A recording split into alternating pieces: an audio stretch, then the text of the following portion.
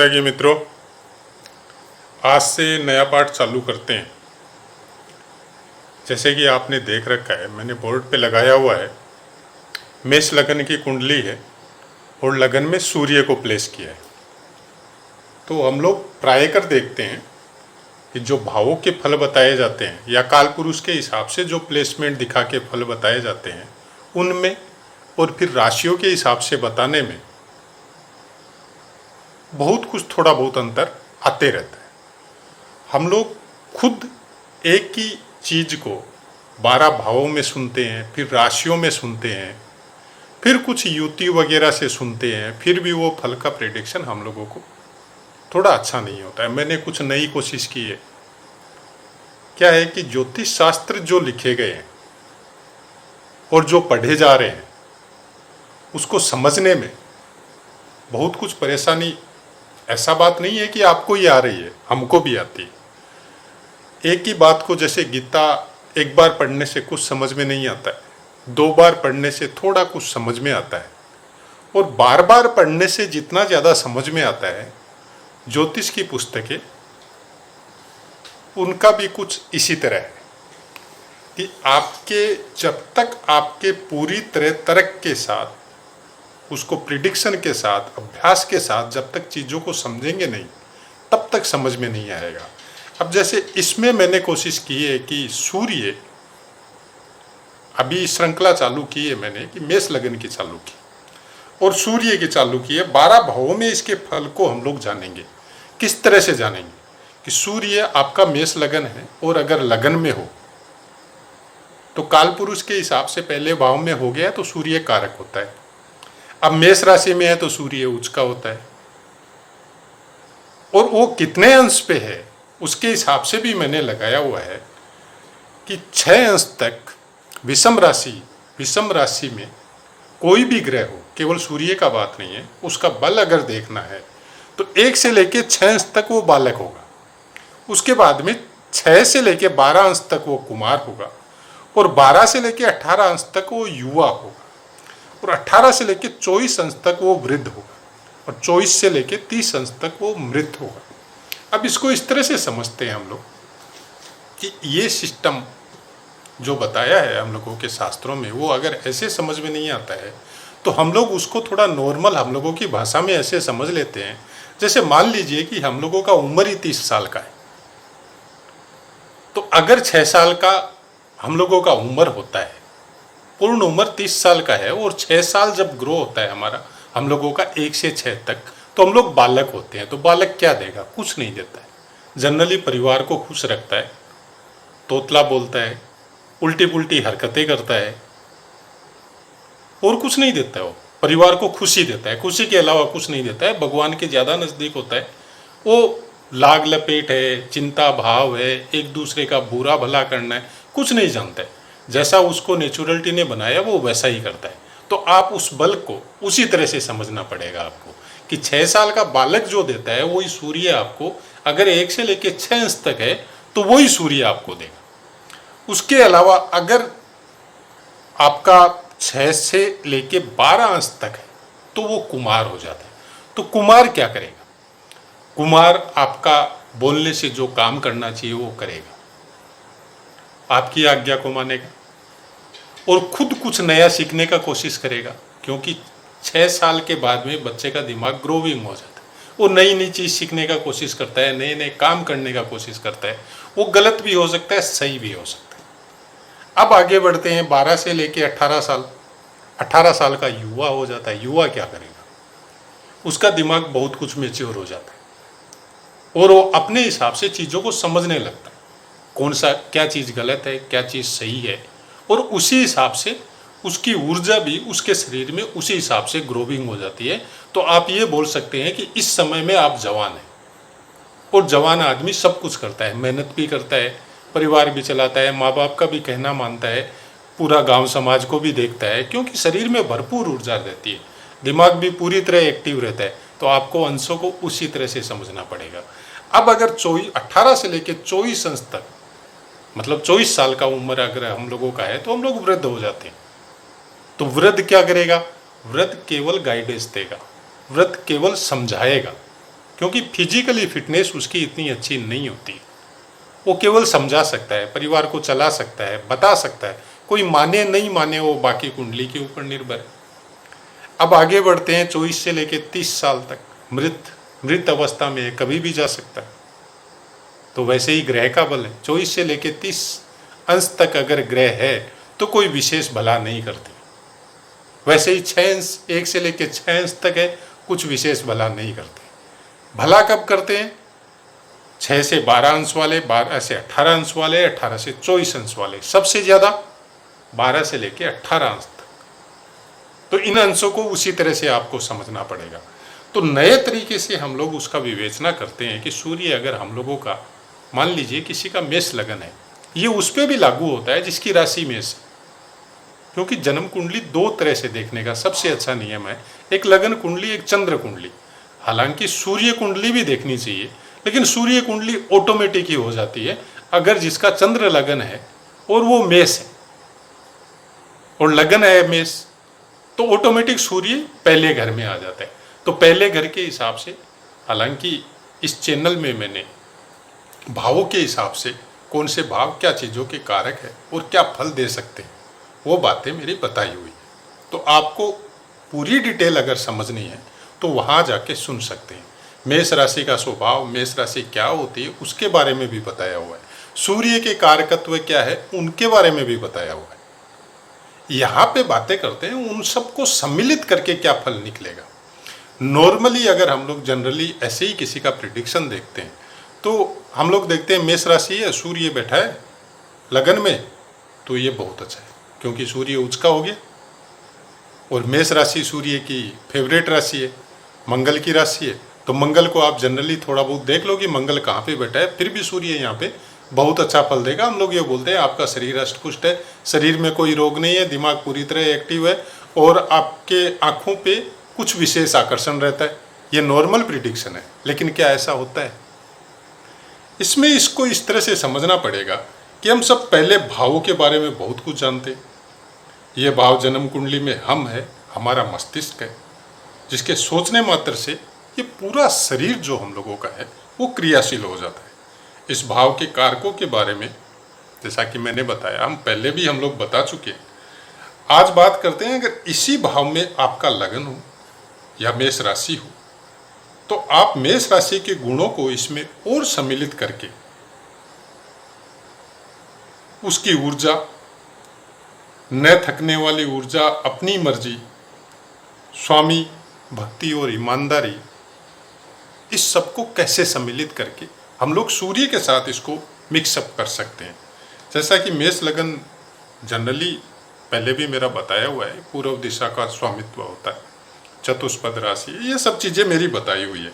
अगर हम लोग यहाँ पे सूर्य को विराजमान करके और सम्मिलित फल जब करते हैं तो अलग अलग फल, यानी पहला भाव का पाठ, मेष राशि का पाठ, सूर्य के कारकत्वों का पाठ, ये सबको मिक्स करने के बाद में जो निकल के आता है, इंसान के चेहरे पे एक तेज होगा,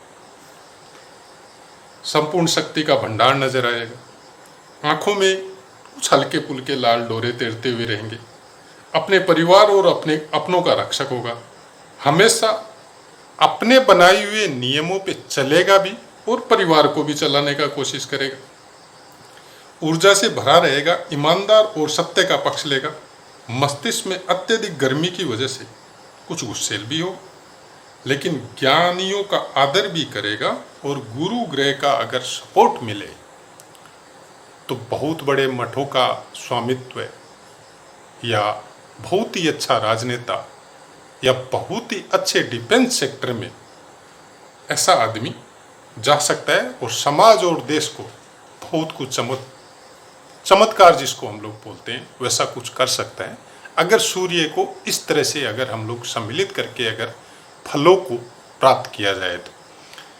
जहाँ तक इन सब भावों को समझने के बाद में जब आगे मेष राशि के अंतर्गत जब नक्षत्रों की बातें करते हैं, हालांकि नक्षत्रों के विषय में इस चैनल में इतने पाठ मेरे दिए हुए हैं कि अगर आपको कुछ अलग, कुछ अच्छी तरह से जन्मपत्री के विषय में अगर ज्ञान प्राप्त करना है तो आप उनको जरूर सुनिए। क्योंकि जब तक नक्षत्र को हम लोग नहीं जानेंगे, हम लोग अच्छी प्रिडिक्शन कभी नहीं कर सकेंगे, चाहे अपनी हो, चाहे परिवार की हो, चाहे किसी और की हो। नक्षत्र मेन है और नक्षत्रों का ही स्वामित्व ग्रहों को मिला हुआ है। राशियों की बातें बहुत बाद में आती है। अगर नक्षत्रों को हम लोग समझ गए और नक्षत्रों के कारकत्व के हिसाब से अगर ग्रहों को भी समझ गए तो फिर प्रिडिक्शन बहुत आसान है, कोई ज़्यादा मुश्किल नहीं होता है। केवल उनको समझना है और उनको समझने के लिए आपको पुस्तकों के अलावा अभ्यास की सबसे ज़्यादा ज़रूरत पड़ेगी कि कौन से नक्षत्र के कौन से चरण में कौन से ग्रह किसको क्या फल दे रहे हैं। ये बहुत ज़रूरी है समझना, उसके बिना जन्मपत्री समझना बहुत मुश्किल होता है। इसके बारे में अगर मेष राशि की बात करें तो मेष राशि के अधीन अश्विनी नक्षत्र, भरणी नक्षत्र और कृत्तिका का पहला चरण आता है, जो मोस्ट प्रोबेबली इसके फलों में पूरी तरह बदलाव कर देता। अगर सूर्य 1 से लेकर 13 अंश तक हुआ तो अश्विनी नक्षत्र में होगा, लगन में, जो बहुत अच्छा फल देगा। और इसका कारण इसको आप इस तरह से भी समझ सकते हैं कि 1 से लेके शायद 10 अंश तक सूर्य यहाँ पे उच्च का होता है मेष राशि। और आश्चर्य की बात देखिए, अश्विनी नक्षत्र का स्वामित्व केतु को मिला हुआ है और सूर्य वहाँ पे उच्च का होता है। अब इन चीज़ों को समझने के लिए आप केवल 1 वीडियो या 10 वीडियो या 5 वीडियो से समझना बहुत मुश्किल है। पुस्तकों के अध्ययन के साथ साथ आपको प्रिडिक्शन में किस तरह से उनको लगाना है और किस तरह से समझना है, वहाँ पे अभ्यास की ज़रूरत पड़ेगी। बिना अभ्यास के कुछ नहीं हो सकता, क्योंकि अभ्यास से ही आपका जो माइंड का जो शार्पनेस है, ग्रहों और नक्षत्रों को समझने का जो तरीका है, वो आपको समझ में आएगा। उसके आगे 13-21 से लेके 26-40 तक भरणी नक्षत्र में आने की वजह से उन फलों में भी बहुत कुछ बदलाव कर देगा। उसका कारण है भरणी नक्षत्र का स्वामित्व शुक्र के पास है, जो उसके शत्रु है।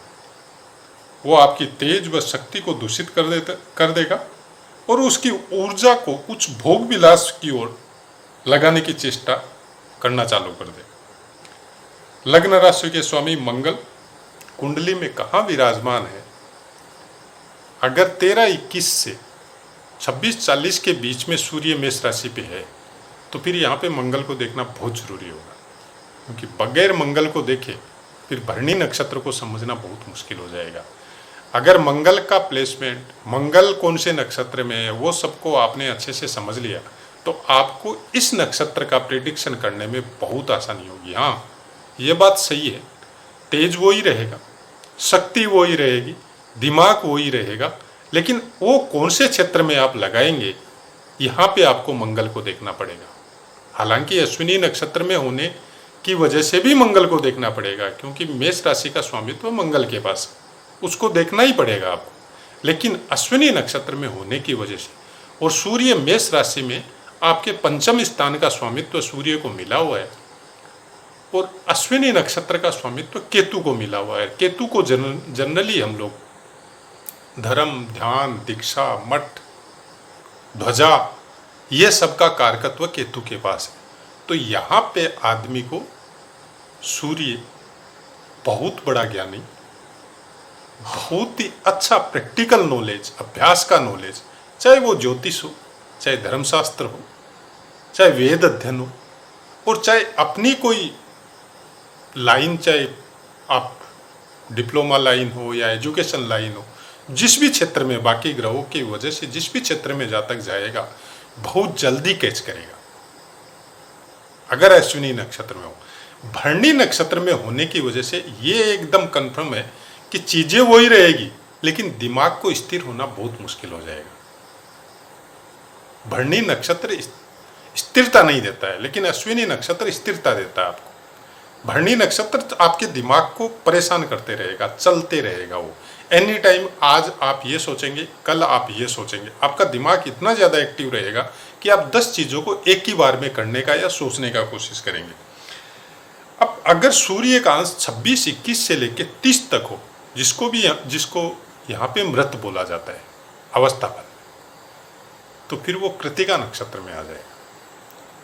अब यहीं पे अभ्यास की जरूरत पड़ती है, क्योंकि नक्षत्रों को समझने के लिए अभ्यास बहुत जरूरी है। अभ्यास अगर आप नहीं कर सके तो बहुत मुश्किल है। सबसे पहली बात जो मैंने देखा है, कृत्तिका नक्षत्र में सूर्य बहुत अच्छा कारक होता है, बहुत अच्छा फल देता है, क्योंकि उसका खुद का अपना नक्षत्र है और मेष राशि में उसका भी होता है। अगर लगन में सूर्य है, मेष राशि में है, और आपका सूर्य 27 अंश या 28 अंश पे है, तो ये कृत्तिका नक्षत्र पे आएगा। तो 26-21 से 30 तक कृत्तिका नक्षत्र में आ गए। अब यहाँ पे आपको वो देखना पड़ेगा कि आपका लगन कितना अंशों पे है। ये यहाँ पे देखना बहुत जरूरी है, क्योंकि लगन के अंशों से डिसाइड होगा कि सूर्य का कृत्तिका नक्षत्र से आपको कितना फल मिलेगा और किस तरह का मिलेगा। अगर सूर्य का लगन के अंशों से समरूपता आ जाता है, सेम हो जाता है कि भाई 25, 26, 27, 28 ऐसा ही कुछ लगन का अंश हो जाता है, और सूर्य भी कृत्तिका नक्षत्र में उसी अंशों पे आ जाता है, तो फिर आप सोचिए ही मत, आपको इस तरह से फेमस करेगा लाइक सूर्य। अब यहाँ पे बोल तो दिया मृत अवस्था में आ जाता है, लेकिन यहाँ पे मृत अवस्था में नहीं, आपको सूर्य कहाँ पहुंचा देगा आप सोच भी नहीं सकते। तो यही सब बातों को समझने के लिए जब हम लोग अवस्था फल है या भाव फल है या राशि फल है, उनको अगर जब तक प्रिडिक्शन में नहीं समझेंगे, जब तक हम लोग उसको ये बोल के नहीं समझेंगे कि हम लोगों को अभ्यास में ये कैसा फल दे रहे हैं, मेष राशि पे सूर्य आ गया उचका है ऐसा ऐसा फल देगा, कोई जरूरी है? नहीं भी तो दे सकता। नक्षत्रों को समझना बहुत जरूरी है। इसलिए मैं बार बार बोलता हूँ कि आप ग्रहों और नक्षत्रों को अगर समझ गए तो भावों को समझना तो बहुत आसान है। भाव तो क्लियर है, कौन सा भाव के क्या कारकत्व है, आपको क्या देते हैं, उनको समझना तो बहुत आसान है। ग्रहों के कारकत्व को समझना बहुत आसान है। सबसे ज्यादा कठिनाई है नक्षत्रों को समझना। और सबसे पहला जो ज्योतिष का जो पाठ है वो नक्षत्रों का ही है। 27 नक्षत्रों पे पूरा ब्रह्मांड टिका हुआ है, और उसी के कारकत्वों से ग्रहों के द्वारा हम लोगों को फल मिल रहा है। आशा है आपको पाठ समझ में आया होगा। पाठ से संबंधित कोई बात है तो आप जरूर लिखिए, मेरे को बताने में कोई दिक्कत नहीं है, क्योंकि मैंने चैनल चालू किया है कि ज्योतिष को हम लोग ठीक तरीके से समझे, ज्योतिष को केवल हवा ही नहीं समझे। एक छोटी सी बात समझ के अगर हम लोग सोचते हैं कि हम लोग ज्योतिष हो गए तो बहुत मुश्किल है। ज्योतिष कोई साधारण ज्ञान नहीं है, और जो बड़े बड़े विद्वान हैं, जो बड़े बड़े ज्ञानी हैं, जो सही में ज्ञानी हैं, वो लोग आज भी ज्ञान अर्जन कर रहे हैं, क्योंकि इसकी सीमा नहीं है। इसको आप ये नहीं बोल सकते कि हम लोग उस लेवल पे पहुंच गए कि सब कुछ बता सकते हैं। ज्योतिष एक ऐसा सब्जेक्ट है, जब आदमी अपने दिमाग को परेशान करना चालू करता है ज्योतिष में, तो फिर दिमाग की वो नसें एक्टिव होती है जिसके द्वारा आपको बहुत कुछ पता चलता है। मैंने बार बार पाठों में बोला है, आपको अगर इंटरेस्ट नहीं भी है तो भी बेसिक नॉलेज, थोड़ा बहुत नॉलेज, इसको समझने में अपने दिमाग को, अपने समय को सदुपयोग कीजिए, क्योंकि इससे, इसको समझने में, इसकी मैथ्स को समझने में, इसके कारकत्वों को समझने में, इनके नक्षत्रों को समझने में आपको कुछ इस तरह से दिमाग में महसूस होगा, आपकी वो नसें एक्टिव होगी जिनकी इस मानव जीवन में सबसे ज़्यादा ज़रूरत है। साइंस भी बोलता है कि हम लोगों का दिमाग 4 या 5% मैक्सिमम एक्टिव होता है, बाकी जो दिमाग है वो सुप्त अवस्था में ही पड़ा रहता है और हम लोगों की मृत्यु हो जाती है। तो वो बाकी जो दिमाग हम लोगों का जो स्पेस है माइंड में, वो अननेसेसरी तो ईश्वर ने दिया नहीं है, उसका कुछ न कुछ तो उपयोग होगा। अगर उसी उपयोग को समझ ले हम लोग, तो हम लोगों को बहुत कुछ समझ में आ जाएगा। और ज्योतिषीय ग्रह या ज्योतिषीय जो ज्ञान है वो उसी को समझने में आपकी हेल्प करता है। आप अगर इस ज्ञान को थोड़ा सा भी दिमाग अगर आपने एक्टिव कर लिया और आप अगर दूसरे क्षेत्र में भी इस ज्ञान को लगाते हैं तो बहुत जल्दी अपने गोल को कैच कर सकते हैं। ये अब आपके ऊपर निर्भर है कि आप उसको किस तरह से समझते हैं और अपने दिमाग की ऊर्जा को किस तरह से उसके अंदर खर्च करते हैं या यूज करते हैं, यह आपके ऊपर निर्भर है। तो आशा है मित्रों पाठ समझ में आया होगा। वो अपनी वाणी को विराम देते हुए आपसे आज्ञा चाहता हूँ। जय माता।